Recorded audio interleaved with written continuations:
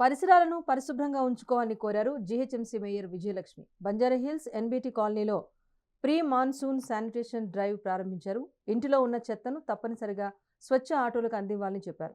చెత్తను బయట వేయటం వల్ల దోమలు ప్రబలి వ్యాధుల బారిన పడే అవకాశం ఉంటుందని ప్రజలను హెచ్చరించారు.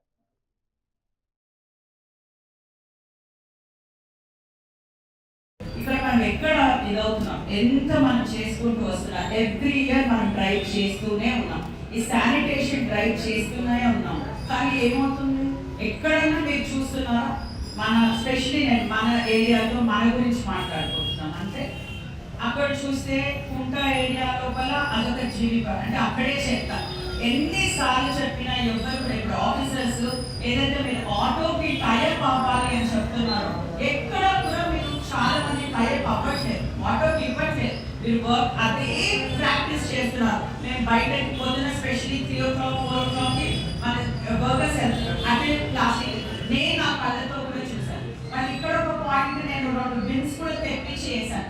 బిన్స్ తెప్పించేసాక కూడా మీరు అందరు కూడా బయటే వేస్తున్నారు.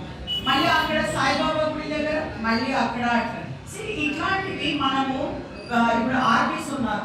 ఆర్బీస్ ఎక్కడైతే ర్యాంక్ వాళ్ళు ఎక్కడ ఉన్నారు, ఇక్కడ ఎందుకంటే ఒక రోజు మీరు వస్తారు, ఒక షిఫ్ట్ వస్తున్నారు, ఒక షిఫ్ట్ రావట్లేదు, ఇలా టైర్ పంచర్, ఇది పదే మేము చెప్తూ వస్తున్నాం. దాంతో గార్బేజ్ ఫైల్ అయిపోతుంది.